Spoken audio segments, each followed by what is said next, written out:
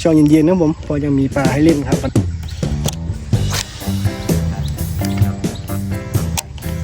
ก็เรียกพื้นมาแล้วครับ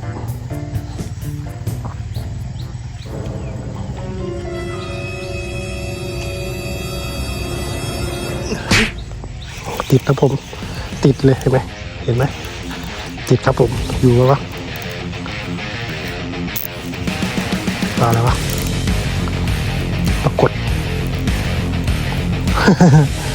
นี่ไงปล่อยกอเลียดพื้นมาเลยโอ้ปรากฏครับผมปรากฏกดมาอีกแล้วครับผมใช้ดีๆเลย นี่มาละโอ้ใช้ดีครับผมตัวนี้